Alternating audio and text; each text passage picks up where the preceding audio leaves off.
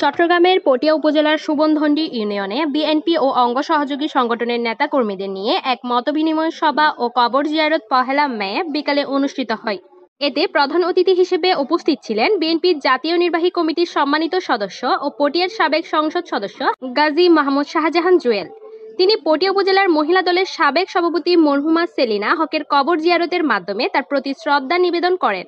পরে স্থানীয় নেতাকর্মীদের সঙ্গে এক গুরুত্বপূর্ণ মতবিনিময় সভায় অংশগ্রহণ করেন।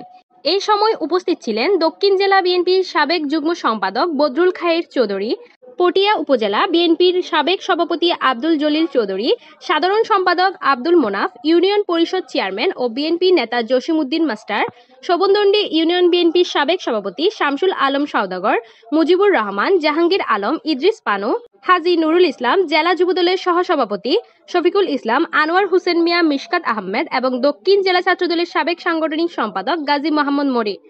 এছাড়াও যুবদল ও ছাত্রদলের নেতৃবৃন্দের মধ্যে উপস্থিত ছিলেন জাহাঙ্গীর সোলাইমান, সালাউদ্দিন, মোহাম্মদ ফয়সাল, মাসুদ, আশরাফ, টিপু, বাহাদুর হামিদ, দিদারুল আলম, আনোয়ার, শাহাদাত হোসেন, ফরহাদ, রিশাদ ও রবিউল প্রমুখ। গুরুত্বপূর্ণ এই সফরে গাজী মোহাম্মদ শাহজাহান জুয়েল দলীয় নেতাকর্মীদের ঐক্যবদ্ধ থেকে বিএনপির সাংগঠনিক কার্যক্রম আরও জোরদার করার আহ্বান জানান।